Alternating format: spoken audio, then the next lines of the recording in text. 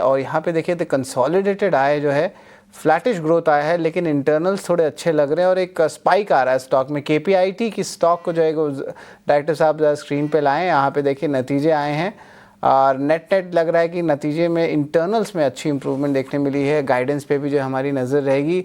तपन, आपसे एक बार बात करना चाहेंगे आईटी स्पेस पे। हमें पता है कि लार्ज कैप आईटी स्पेस पे जो है अभी थोड़ी अनसर्टेनिटी है, जिस तरह जो है डाउनग्रेड्स कहीं कहीं देखने मिले और कहीं कहीं मिले जुले नतीजे भी आए हैं। और आपने कहा भी था कि बिग टेक आईटी स्टॉक्स में जो है आपकी राय जो है उतनी जो है बुलिश नहीं है। लेकिन अगर मिड कैप आईटी स्पेस की बात करें तो तपन यहाँ पे कुछ पॉकेट्स में कंफर्ट आपको लग रहा है कि प्रोडक्ट बेस्ड कंपनीज पे ज़्यादा फोकस आप करोगे?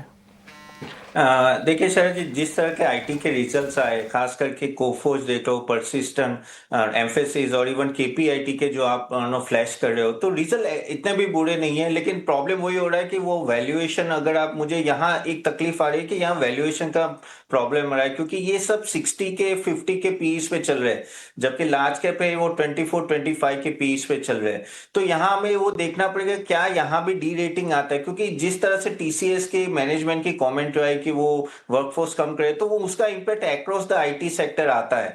तो थोड़ा bounce back of course no you can see in the mid cap sector, क्योंकि काफी हद तक ये भी गिरे थे। लेकिन आगे जाके मुझे वैल्यूएशन में यहाँ कंसर्न लग रहा है कि, क्योंकि at the end of the day अगर आपको 50 के और 60 के पी पे जाना है, तो आपको मिड 20s में आपको ग्रोथ दिखाना पड़ेगा। 5-10% का ग्रोथ से नहीं चलेगा, और वही चीज इन सब स्टॉक्स में हो रहा है। प्लस अगर इन सब की बात करें तो of course they are AI focus, तो अगर they are well equipped compare to large cap जो एआई फोकस है नो, क्योंकि कोफोर्ज देख लो, परसिस्टेंट, इवन केपीआईटी, तो काफी एआई फोकस है, तो वो एक बेनिफिट में जा रहा है। तो अगर किसी को भी अगर इस पॉकेट में भी देखना है तो थोड़ा वेट करना चाहिए, अभी जंप नहीं करना चाहिए, क्योंकि ये जो आईटी का, आई थिंक ये क्वार्टर पूरा प्रेशर में रहेगा, नेक्स्ट क्वार्टर भी प्रेशर में रहेगा।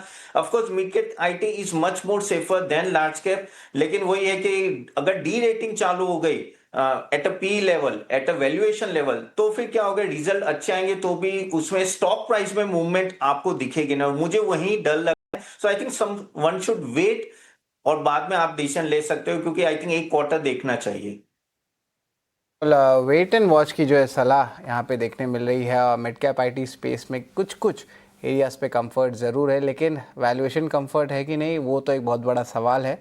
इस अर्निंग सीजन में तो टुवर्ड्स द लोअर साइड ही देखने मिला है, लेकिन of course one of guidances change, इसके कारण जो है आप देख सकते हैं स्पाइक आ रहा है, और अभी स्पाइक और बढ़ते जा रहा है केपीआईटी टेक के तरफ, लगभग 2.5% ऊपर है। लेकिन याद रखिए केपीआईटी टेक के जो एक्सपोजर है वो ऑटो सेगमेंट में भी है, और ऑटो सेगमेंट में जिस तरह यूरोपियन यूनियन की बात करें तो ऑटो ओईएम्स में एक अच्छी अपमूव आई थी थोड़े दिन पहले, तो उसका एक सेकंड ऑर्डर इफेक्ट जो है केपीआईटी टेक में भी देखने मिल सकता है, क्योंकि इनका बीएफएसआई सेगमेंट में ज़्यादा एक्सपोजर नहीं है। तो शायद ये भी एक हेज हो सकता है जिसके कारण स्टॉक में एक अपमूव देखने मिल रही है। लेकिन चलिए